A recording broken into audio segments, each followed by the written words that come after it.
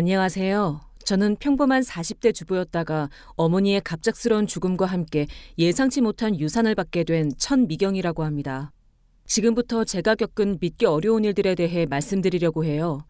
20년 넘게 함께 살았던 남편이 어떻게 제가 상상도 못한 배신을 했는지, 그리고 제가 어떻게 그에 대응했는지 들어보시면 아마 깜짝 놀라실 거예요. 저는 결혼한 지 20년이 된 평범한 주부입니다. 남편 김수호는 중견기업에서 일하고 있고, 저는 작은 회계사무소에서 격리 일을 하며 가게의 보탬이 되려고 노력해왔어요. 저희에게는 고등학교 2학년인 아들 정훈이가 하나 있습니다. 사실 6개월 전부터 남편의 행동이 이상하다는 걸 눈치챘어요. 평소에는 회사 일이 끝나면 곧바로 집으로 오던 사람이 갑자기 야근이 많아졌다며 밤늦게 들어오기 시작했습니다. 처음에는 단순히 회사 일이 바빠진 거라고 생각했어요. 미경아, 요즘 회사에 새 프로젝트가 들어와서 정말 정신없어. 앞으로 한 달은 야근이 계속될 것 같아. 저녁 챙겨 먹지 말고 정훈이랑 먼저 먹어. 미안해. 괜찮아요. 회사 일이 중요하니까 열심히 하세요. 대신 몸은 챙기면서 하고 너무 무리하지는 마세요. 그런데 이상한 건 남편이 갑자기 외모에 신경을 쓰기 시작했다는 거였어요. 20년 넘게 살면서 헬스장이라고는 발도 들여놓지 않던 사람이 갑자기 운동을 시작했고, 옷도 평소보다 신경 써서 입더라고요.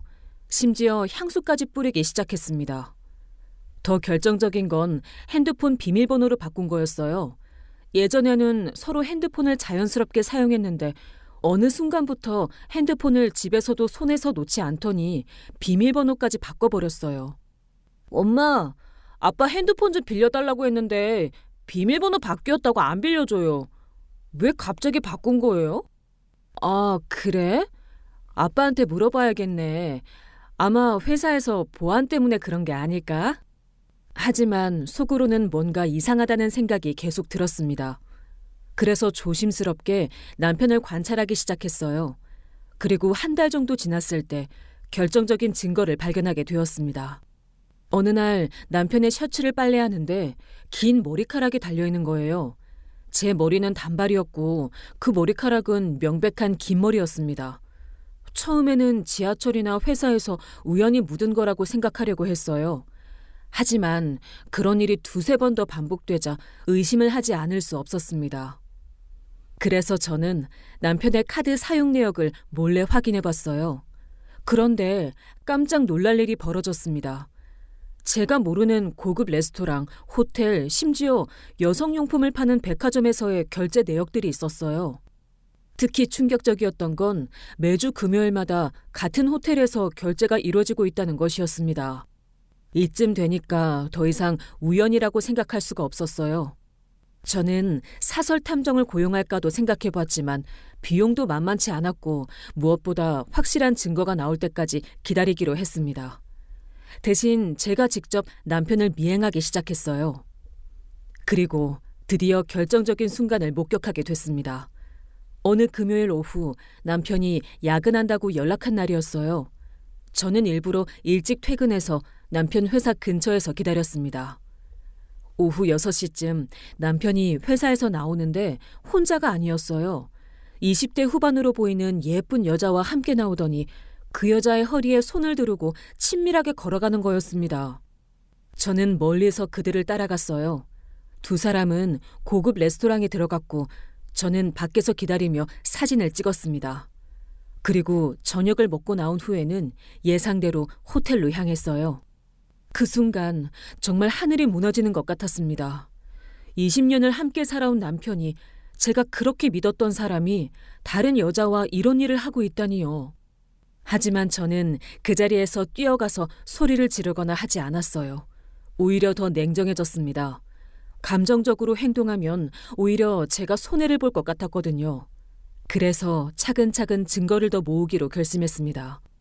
그 이후 저는 남편의 외도 사실을 알고 있으면서도 아무렇지 않은 척 일상을 보냈어요. 남편이 야근한다고 하면 수고하세요라고 했고, 늦게 들어오면 고생했어요라고 맞아주었습니다. 하지만 속으로는 계속 증거를 수집하고 있었어요. 남편의 외도 상대는 같은 회사에 다니는 박수진이라는 신입사원이었습니다. 남편보다 거의 20살이나 어린 여자였어요.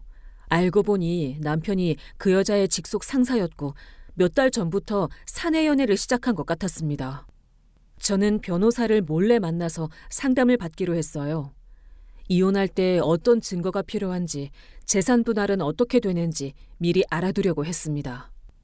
부인께서 수집하신 증거들을 보니까 상당히 확실한 불륜의 증거네요. 호텔 출입사진, 카드 사용 내역 이런 것들이 모두 도움이 될 겁니다. 다만 좀 더 결정적인 증거가 있다면 더 유리할 것 같은데요. 어떤 증거 말씀하세요? 예를 들어서 둘이 대화하는 내용을 녹취한다든지 아니면 메신저 대화 내용 같은 것들이요. 물론 이런 것들을 수집하는 것도 쉽지는 않겠지만요. 그래서 저는 더욱 치밀하게 계획을 세웠습니다. 남편의 행동 패턴을 파악해서 둘이 만나는 시간과 장소를 미리 알아냈고 그 근처에서 대기하며 사진과 동영상을 촬영했어요. 한 번은 운이 좋게도 둘이 카페에서 대화하는 내용을 일부 녹음할 수 있었습니다. 오빠, 언제쯤 진짜 저랑 살 수 있어요? 이렇게 몰래만 만나니까 너무 답답해요. 조금만 더 기다려줘. 아직 애가 고등학생이라서 타이밍이 어려워. 그래도 내년이면 대학 보낼 텐데 그때쯤 되면 정리할게. 정말이요? 약속하는 거죠? 당연하지. 내가 언제 거짓말했어? 그때까지만 참아줘. 이 대화를 듣고 저는 정말 화가 머리 끝까지 났어요. 자기 멋대로 제 인생을 계획하고 있었던 거죠. 하지만 여전히 참았습니다. 때가 되면 이 모든 걸 다 청산해주겠다고 마음먹었거든요. 그런데 그렇게 증거를 모으고 있던 중에 예상치 못한 일이 벌어졌습니다. 어머니께서 갑자기 쓰러지신 거예요. 그날은 평범한 목요일이었습니다. 저는 회사에서 일하고 있었는데 갑자기 병원에서 전화가 왔어요. 천미경 님이시죠? 어머님께서 응급실로 이송되셨습니다. 빨리 오시기 바랍니다. 네? 저희 어머니가요? 무슨 일이 있었던 거예요? 길을 걷다가 갑자기 쓰러지셨다고 하네요. 자세한 건 오셔서 의사 선생님과 상담하시기 바랍니다. 저는 급하게 회사를 나와서 병원으로 달려갔어요. 그런데 이미 너무 늦었습니다. 어머니는 심장마비로 응급실에 도착하기 전에 돌아가셨다고 했어요. 저는 그 자리에서 주저앉고 말았습니다. 어머니는 제게 세상에서 가장 소중한 분이셨거든요. 아버지가 일찍 돌아가신 후로 혼자서 저를 키우시느라 정말 고생 많이 하셨는데 이렇게 갑자기 가시다니요. 어머니, 이럴 수가 있나요? 말도 안 돼요. 어제까지 멀쩡하셨는데 어떻게 이런 일이? 남편에게도 급히 연락했어요. 남편은 회사에서 바로 병원으로 왔지만 어머니가 이미 돌아가신 후였습니다. 미경아, 진정해. 어머니께서 너무 갑자기 가셔서 충격이겠지만 그래도 마음을 다잡아야 해. 이제 장례 준비를 해야 하니까. 하지만 남편의 위로는 전혀 진심으로 느껴지지 않았어요. 형식적인 말만 하는 것 같았습니다. 나중에 알고 보니 그날도 박수진과 만날 약속이 있었는데 제가 연락해서 취소한 거였더라고요. 장례 준비를 하면서 저는 어머니의 유품을 정리했습니다. 그런데 어머니 방에서 예상치 못한 걸 발견하게 되었어요. 공증된 유언장과 각종 부동산 서류 그리고 은행 통장들이었습니다. 유언장을 읽어보고 저는 정말 깜짝 놀랐어요. 어머니께서 평생 모으신 재산이 생각보다 훨씬 많았던 거예요. 어머니는 아버지가 돌아가신 후 받은 보험금으로 부동산에 투자를 하셨던 것 같아요. 그리고 평생 절약하시며 모은 돈들도 있었고요. 강남의 오피스텔 2채, 분당의 아파트 1채, 그리고 예금과 주식을 합쳐서 총 30억 원 정도 되는 재산이었습니다. 유언장에는 모든 재산을 저에게 단독 상속한다고 되어 있었어요. 그리고 마지막에 이런 내용도 있었습니다. 미경아, 엄마가 평생 모은 이 재산은 오직 너만을 위한 거야. 네 남편에게는 절대 넘어가지 않도록 조심해라. 엄마는 그 사람을 믿지 않는다. 이 돈으로 네가 언제든 독립할 수 있기를 바란다. 어머니께서 남편을 신뢰하지 않으셨다는 걸 알고 있었지만 이렇게까지 유언장에 써놓으실 줄은 몰랐어요. 그런데 지금 생각해보면 어머니의 판단이 정말 옳았던 것 같습니다. 장례식이 끝나고 며칠 후 저는 남편에게 어머니의 유산에 대해 말했어요. 물론 정확한 금액을 말하지 않고 어머니가 좀 모아두신 게 있다는 정도로만 했습니다. 여보, 어머니 유품 정리하다가 알았는데 어머니가 부동산도 좀 가지고 계셨고 예금도 좀 있으셔서 정리해야 할 것 같아요. 그래? 어머니께서 그렇게 절약하시더니 모아둔 게 있으셨구나. 얼마나 되는데?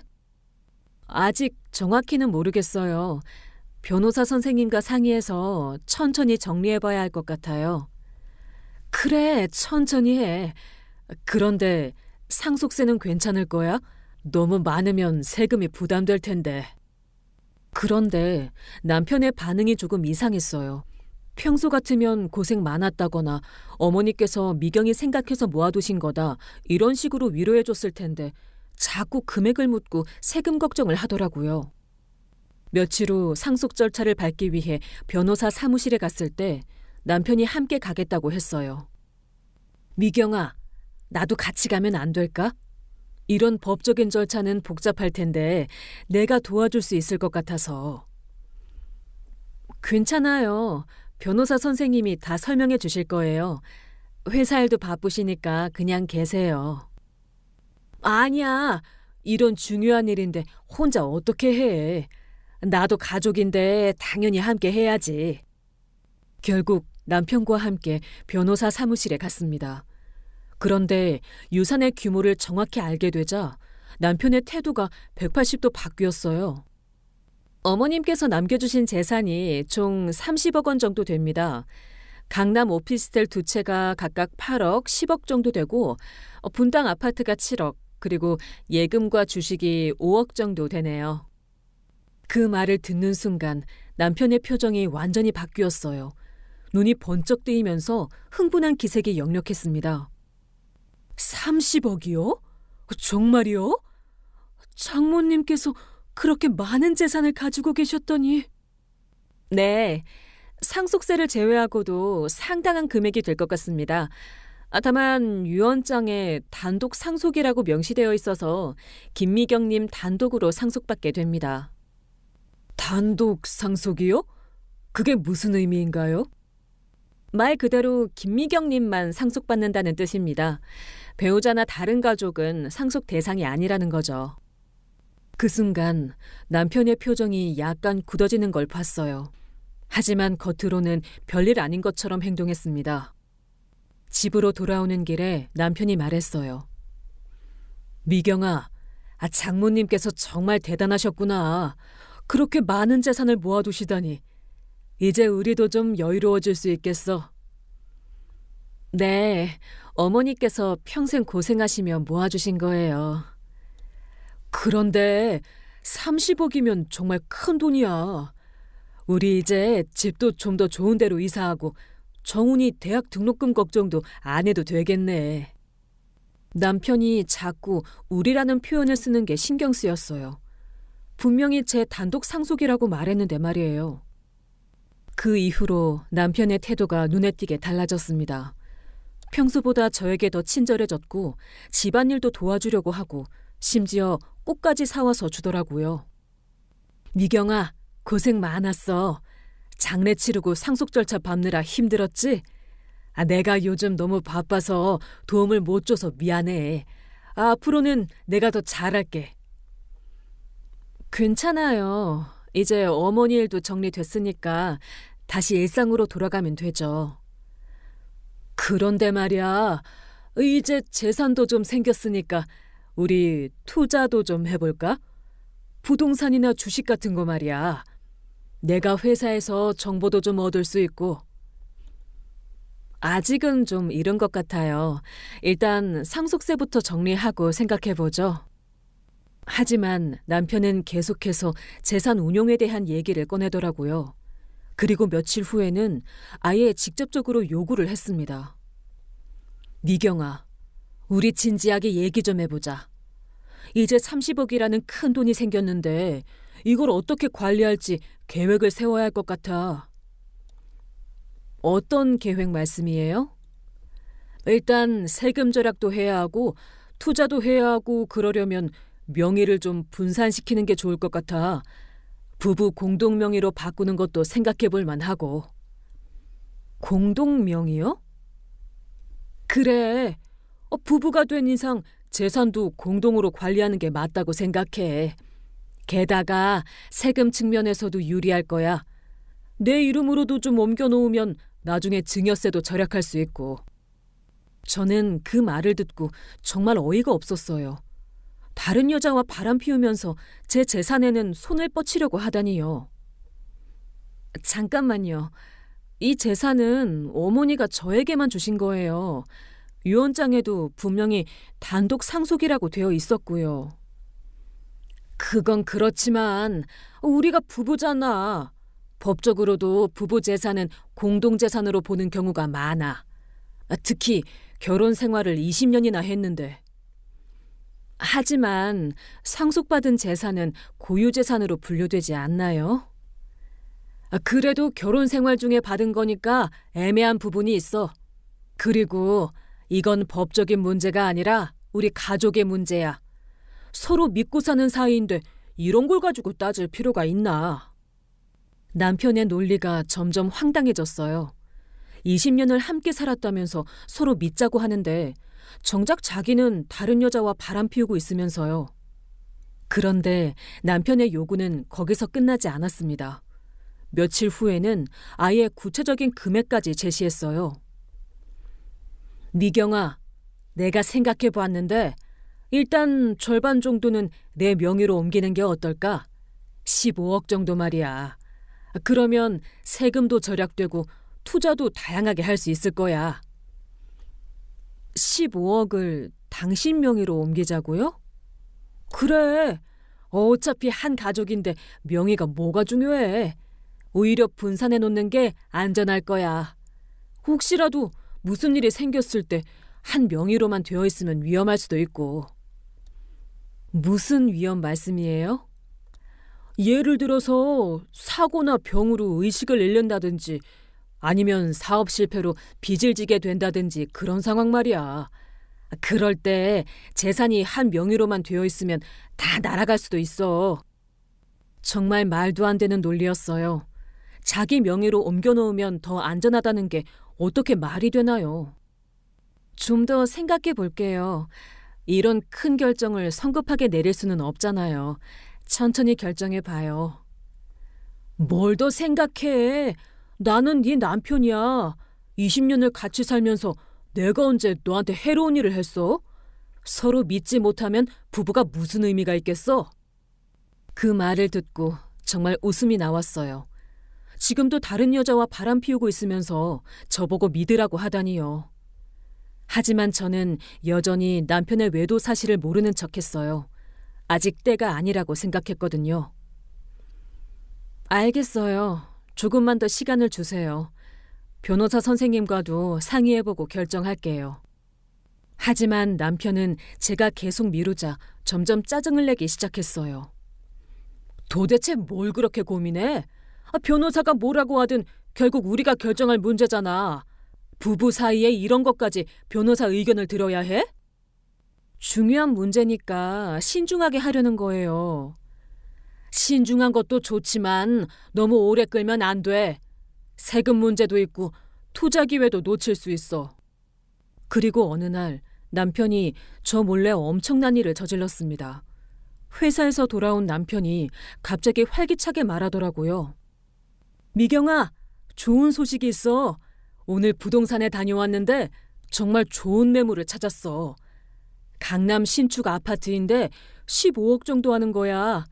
위치도 좋고 시설도 최신이고 투자 가치도 충분할 것 같아. 엄마 사시는 곳이 낡았는데 이참에 신축 아파트에서 사시면 좋잖아. 갑자기 부동산을 보고 오셨어요?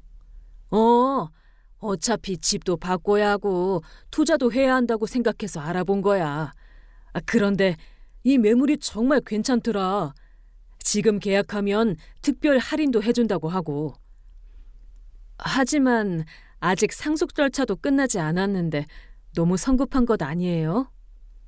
아니야. 오히려 지금이 적기야. 부동산 시장이 오르고 있어서 늦으면 가격이 더 올라갈 거야. 그리고 상속세 낼 돈도 확보해야 하고. 그런데 며칠 후 더 충격적인 사실을 알게 됐어요. 남편이 제 도장을 훔쳐서 아파트 계약서에 공동 명의로 서명을 해버린 거였습니다. 은행에서 연락이 왔어요. 천미경님, 강남 신축 아파트 대출 관련해서 연락드렸습니다. 계약금 5억이 출금되었고 잔금 대출 심사를 위해 추가 서류가 필요한데요. 잠깐만요. 제가 언제 아파트를 계약했나요? 지난주에 계약서에 접수됐는데요. 천미경님과 김수호님 공동 명의로요. 저는 급하게 은행으로 달려갔습니다. 그리고 계약서를 확인해 보니 정말로 제 서명이 되어 있었어요. 물론 남편이 위조한 거였지만요. 이 서명은 제가 한 게 아닙니다. 저는 이 계약에 대해 아무것도 모르고 있었어요. 하지만 인감도장도 찍혀 있고 신분증 사본도 있는데요. 그제서야 깨달았습니다. 남편이 제 인감도장과 신분증을 몰래 가져다 쓴 거였어요. 집으로 돌아가서 남편을 추궁했습니다. 이게 도대체 무슨 짓이에요? 제 동의도 없이 어떻게 제 명의로 계약을 할 수가 있어요? 그거? 미안해. 사실 좋은 매물이라서 놓칠까봐 급하게 계약한 거야. 어차피 우리 둘 다 동의하는 일이니까 문제 없을 거라고 생각했어. 문제 없다고요? 제 인감도장을 훔쳐서 위조 서명을 하는 게 문제 없다고요? 위조라니, 그렇게 말하면 안 되지. 우리 부부잖아. 그리고 이건 우리 가족을 위한 거야. 가족을 위한 거라고요? 그럼 왜 미리 상의하지 않았어요? 상의했지. 계속 말했는데 네가 자꾸 미루잖아. 그래서 내가 먼저 진행한 거야. 정말 어이가 없었어요. 제 동의 없이 제 재산으로 부동산을 계약해놓고는 가족을 위한 거라고 하다니요. 당장 계약 취소하세요. 취소? 왜? 이거 정말 좋은 매물이야. 놓치면 후회할 거야. 제가 동의하지 않은 계약은 무효예요. 당장 취소하라고요. 그 순간 저도 모르게 화가 폭발할 뻔했어요. 다른 여자와 바람 피우면서 가족을 위한다고 하는 그 뻔뻔함이 정말 참을 수 없었거든요. 하지만 겨우 참았습니다. 아직은 때가 아니었으니까요. 다음 날 저는 변호사에게 연락했어요. 남편분이 부인 동의 없이 계약을 했다고요? 그것도 위조 서명으로요? 네, 제 인감도장과 신분증을 몰래 가져다 썼어요. 그건 명백한 위조입니다. 계약 무효 소송을 제기할 수 있어요. 하지만 부부 사이라서 복잡할 수는 있겠네요. 어떻게 복잡하다는 거죠? 일단 남편분이 부인을 대리해서 한 거라고 주장할 수도 있고 사후라도 동의했다고 억지를 부릴 수도 있어요. 하지만 명백히 동의하지 않았다는 증거가 있다면 승소할 가능성이 높습니다. 일단 남편분과의 대화를 녹음해 두세요. 그리고 계약 취소를 요구한다는 내용 증명도 보내는 게 좋겠어요. 그래서 저는 그날부터 남편과의 대화를 모두 녹음하기 시작했어요. 그리고 며칠 후 남편이 더욱 황당한 요구를 했습니다. 미경아, 아파트 계약건 말인데 취소하지 말고 그냥 진행하자. 정말 좋은 투자야. 아니에요. 제가 동의하지 않은 계약은 진행할 수 없어요. 그럼 이렇게 하자. 아파트는 취소하더라도 상속받은 재산 중에서 15억은 내 명의로 옮기자. 그게 공평한 거야. 생각해봐. 내가 20년 동안 벌어온 돈으로 우리 가족이 살았잖아. 네 어머니도 내 돈 덕분에 편하게 사셨을 거고. 그러니까 네가 상속받은 재산의 절반 정도는 내 몫이라고 봐야 하지 않을까? 정말 어처구니 없는 논리였어요. 자기가 번 돈으로 가족을 부양한 건 당연한 일인데 그걸 가지고 제 상속 재산의 권리를 주장하다니요. 그런 식으로 따지면 제가 20년 동안 벌어온 돈은 어떻게 되나요? 저도 일해서 가게에 보탬이 됐는데요. 그리고 돈을 많이 벌었다고 해서 제 상속 재산에 권리가 생기는 건 아니에요. 부부가 된 이상 재산도 공동으로 소유하는 게 맞아. 법적으로도 그래. 상속받은 재산은 고유재산이에요. 부부 공동재산이 아니라고요. 법이 뭐가 중요해? 우리는 부부야. 서로 믿고 살아야 하는 사이라고. 또 신뢰 얘기를 꺼내더라고요. 정말 뻔뻔한 사람이었습니다. 그런데 며칠 후 남편이 더욱 충격적인 행동을 했어요. 제가 모르는 사이에 제 통장에서 5억을 빼간 겁니다. 은행에서 대출 관련 연락이 오길래 확인해 보니 남편이 제 통장에서 돈을 빼서 아파트 계약금으로 쓴 거였어요. 어떻게 제 통장에서 마음대로 돈을 뺄 수 있어요? 아, 그거? 아파트 계약금 넣어야 해서 급하게 쓴 거야. 어차피 엄마가 사실 집이고 결국은 우리 돈이잖아. 우리 돈이 아니에요. 제 돈이에요. 왜 이렇게 구분하려고 해? 부부인데 내 돈, 네 돈이 어딨어? 그럼 당신 통장에서 빼서 쓰세요. 왜 제 통장에서 빼요? 내 통장엔 여유자금이 없잖아. 아, 그리고 이 돈 어차피 나중에 절반은 내 거 될 거잖아. 정말 어이없는 논리였어요. 아직 제가 동의하지도 않은 일을 기정사실화하고 있었습니다. 장모님도 우리 가족이 잘 되라고 남겨주신 거잖아.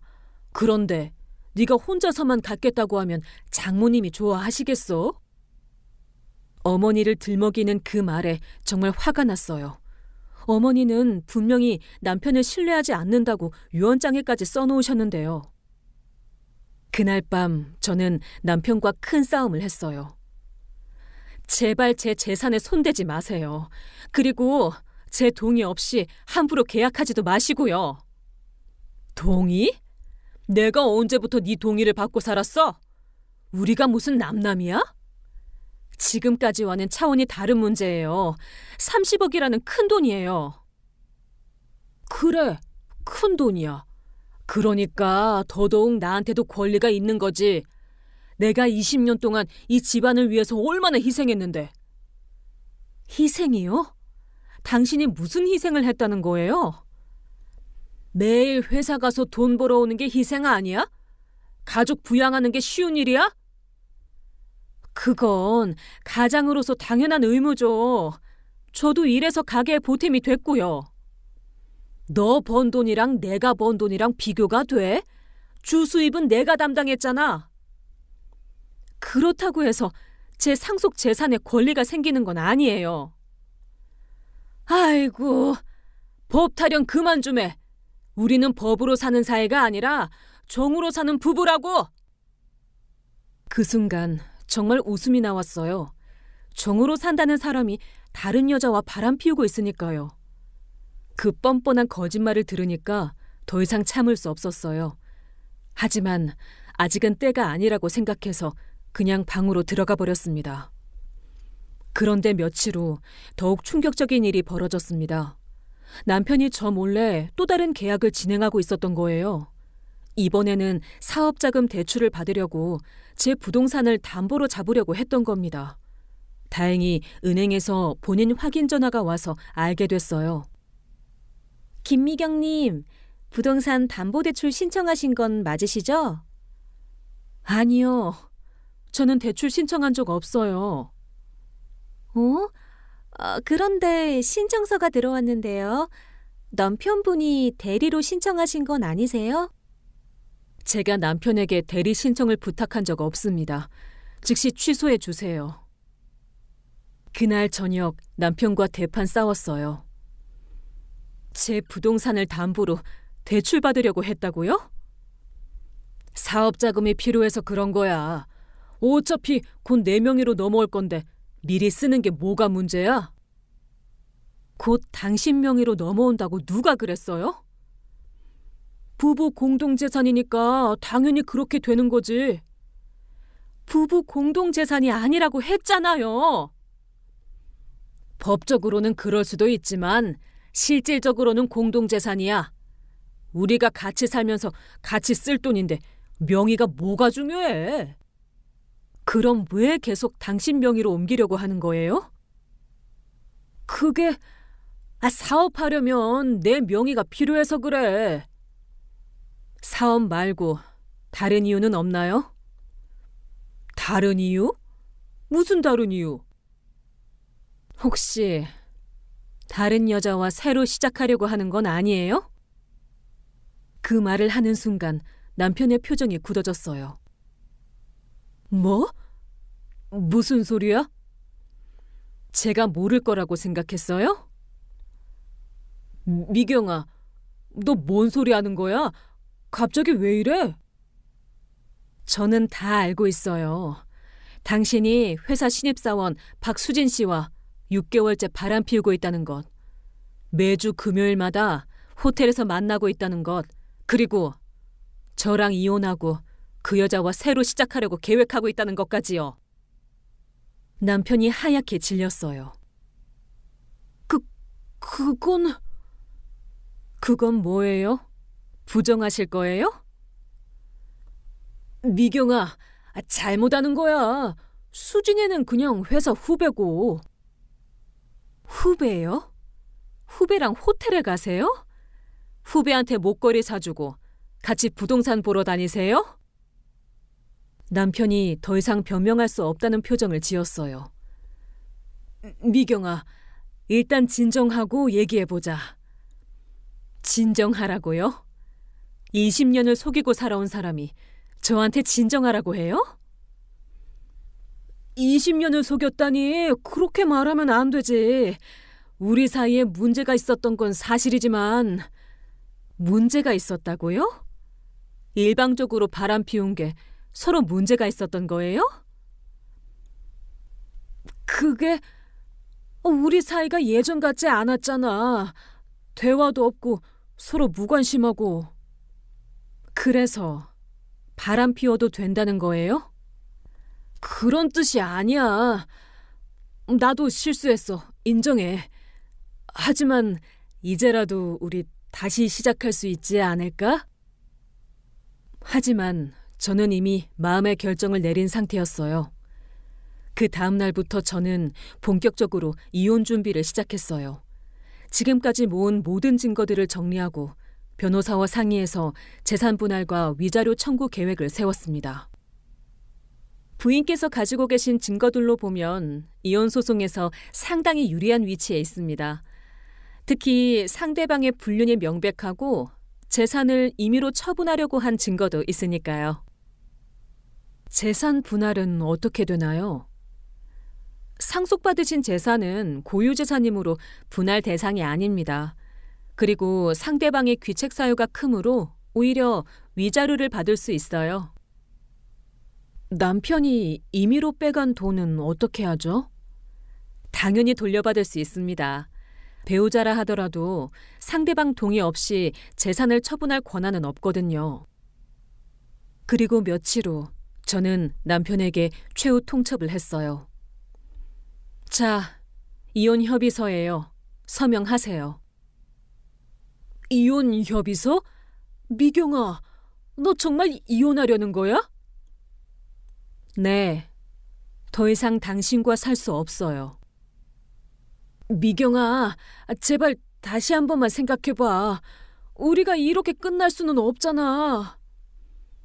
이미 끝났어요. 당신이 박수진 씨와 바람 피우기 시작했을 때부터요. 그건 정말 실수였어. 한순간의 실수로 20년 결혼 생활을 끝낼 수는 없어. 한순간의 실수요? 6개월 동안 계속한 게 한순간이에요? 그래도 우리한테는 정훈이가 있잖아. 애 생각은 안 해? 정훈이는 제가 키울 거예요. 당신 같은 아버지 밑에서 자라는 것보다 나을 거예요. 그렇게 말하면 안 되지. 나도 정훈이 아버지야. 바람 피우는 아버지가 무슨 아버지예요? 그런데 남편이 갑자기 태도를 바꾸더라고요. 좋아, 이혼하자. 하지만 조건이 있어. 재산 분할이야. 너 혼자서 30억을 다 가져갈 수는 없어. 상속받은 재산은 분할 대상이 아니라고 했잖아요. 법적으로는 그럴지 몰라도 우리가 결혼 생활 중에 받은 거니까 공동재산으로 봐야 해. 말도 안 되는 소리 하지 마세요. 말도 안 된다고? 내가 20년 동안 벌어온 돈으로 장모님도 편하게 사셨을 텐데 그런 기여도는 무시할 거야? 기여도요? 당신이 가족 부양한 건 당연한 의무였어요. 의무든 뭐든 어쨌든 내가 기여한 부분이 있잖아. 그러니까 최소한 절반은 내가 가져가야 해. 절반이요? 15억을 달라는 거예요? 당연하지. 그게 공평한 거야. 공평하다고요? 바람 피운 사람이 어떻게 재산을 요구할 수 있어요? 바람 피운 것과 재산 분할은 별개 문제야. 위자료는 내가 줄 수도 있지만 재산 분할은 다른 문제라고. 정말 뻔뻔한 사람이었어요. 바람 피워놓고도 제 재산의 절반을 달라니요.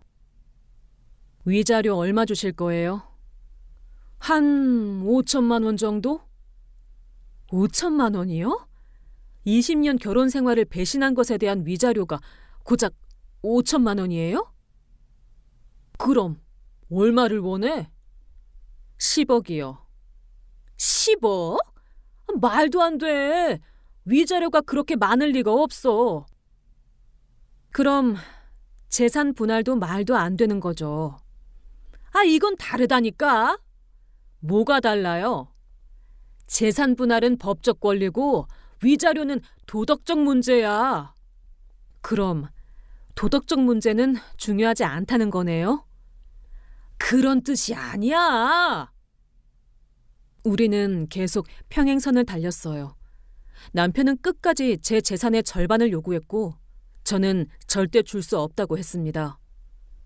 결국 조정을 통한 이혼은 불가능해졌고 소송으로 가게 됐어요.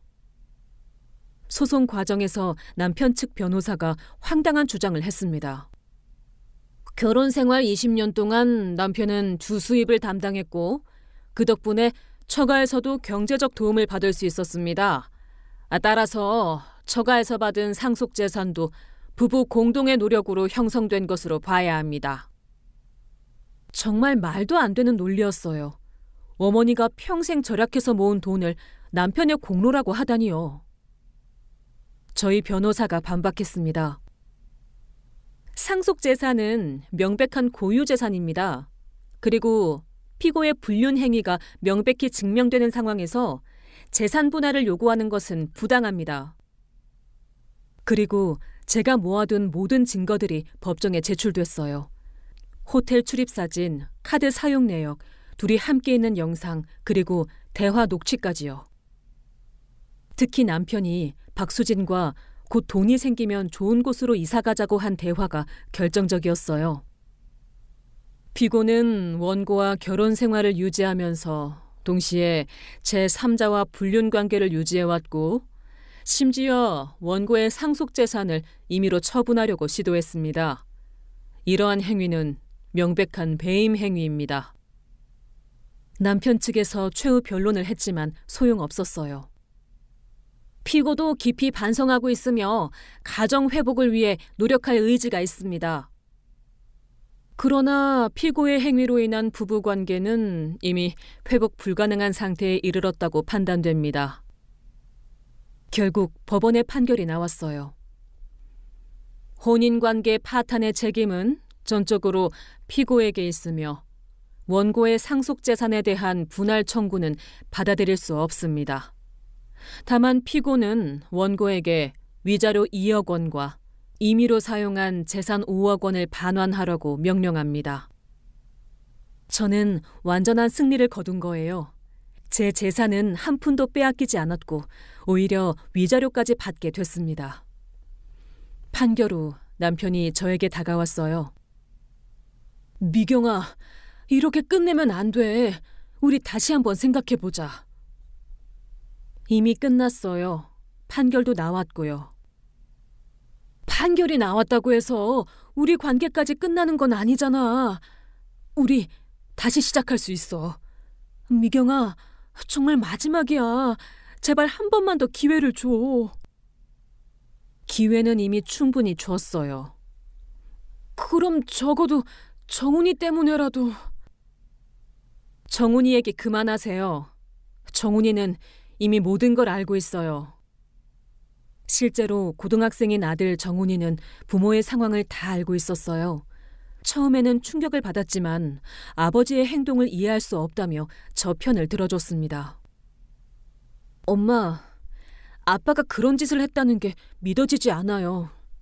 저는 엄마 편이에요. 그렇게 저는 남편과 완전히 결별하게 됐어요. 이혼 후 저는 어머니가 남겨주신 분당 아파트로 이사했습니다. 정훈이와 단둘이 사는 새로운 생활이 시작된 거예요. 강남의 오피스텔 2채는 임대를 줘서 매월 안정적인 수입을 얻고 있고 예금과 주식도 그대로 유지하고 있어요. 남편에게서 받은 위자료 2억 원과 돌려받은 5억 원까지 합쳐서 총 32억 원 정도의 재산을 온전히 지킬 수 있었습니다. 실제로 전 남편은 박수진과 함께 살고 있다고 들었어요. 하지만 제 재산을 가져가지 못해서 경제적으로 많이 어려워졌다고 하더라고요. 사업도 자금이 없어서 포기할 수밖에 없었고 회사에서도 불륜 소문이 나서 입지가 좁아졌다고 합니다. 어느 날 시어머니에게서 전화가 왔어요. 미경아, 수호가 요즘 많이 힘들어하고 있어. 그래도 20년을 같이 산 사이인데 너무 매정하게 굴지 말고 좀 도와줄 수 없을까? 경제적으로 좀... 수호가 지금 정말 어려운 상황이야. 그건 수호 씨가 자초한 일이에요. 바람 피우고 제 재산까지 빼돌리려고 했던 사람을 제가 왜 도와줘야 하나요? 그래도 정훈이 아버지잖아. 정훈이 아버지라면 더더욱 그런 행동을 하면 안 됐죠. 미경아, 네가 그렇게 냉정한 사람이었나? 예전에는 그런 사람이 아니었는데. 예전과는 상황이 다르니까요.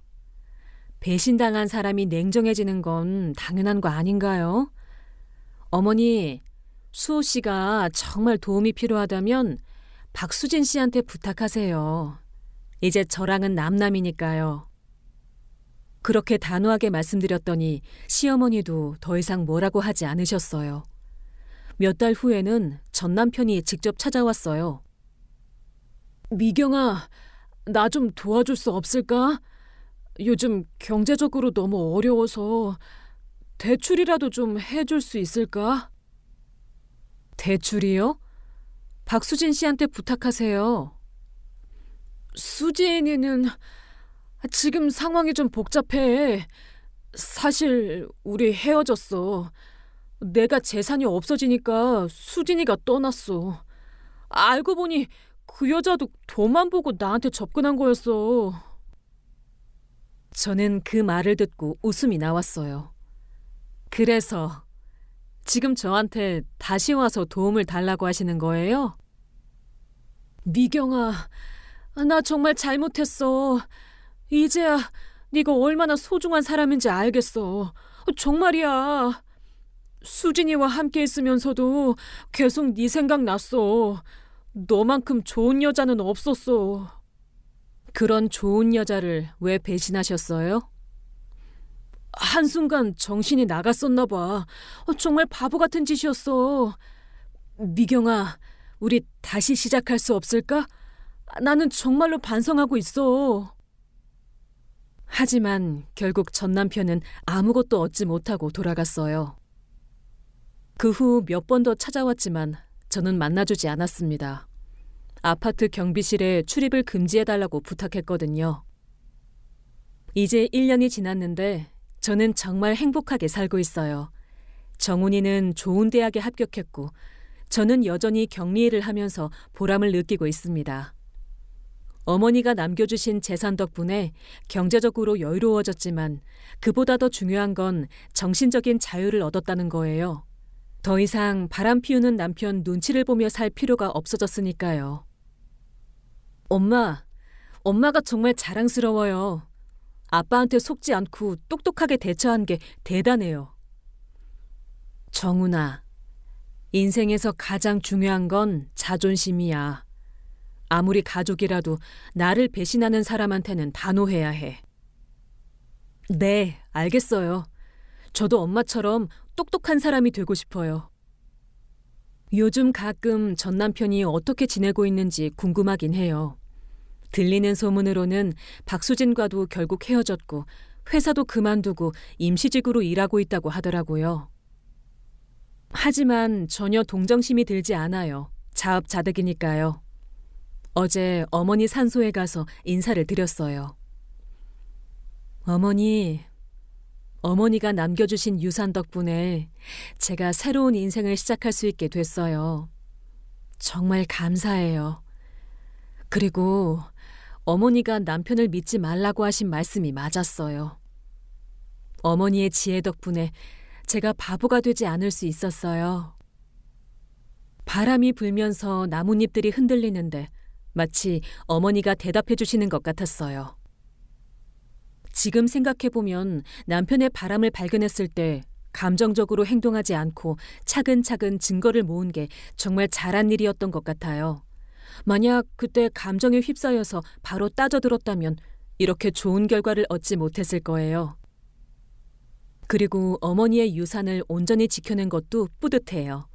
30억이라는 큰 돈을 바람 피운 남편에게 빼앗겼다면 정말 억울했을 텐데 한 푼도 건드리지 못하게 해서 속이 시원했어요. 가끔 주변에서 너무 매정한 거 아니냐고 말하는 사람들도 있어요. 20년을 함께 산 사이인데 조금은 양보할 수도 있지 않았냐는 거죠. 하지만 저는 전혀 후회하지 않아요. 배신을 한 사람에게 관용을 베풀면 그 사람은 절대 반성하지 않거든요. 오히려 역시 만만하게 볼 사람이었구나라고 생각하겠죠.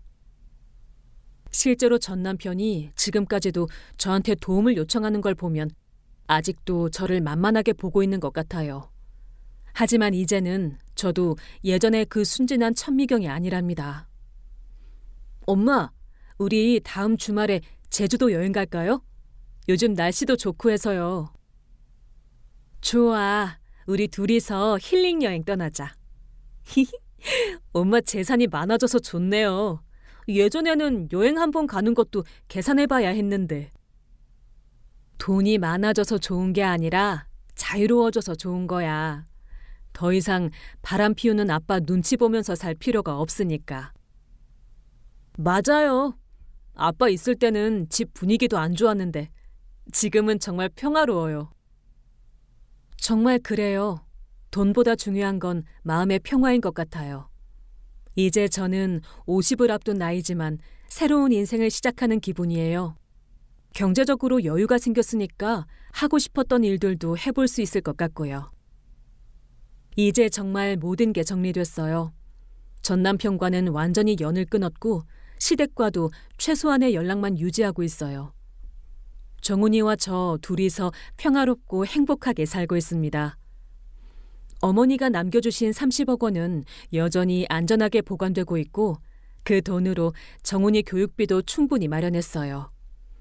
그리고 나머지 돈은 안전한 투자처에 맡겨서 더 늘리고 있어요.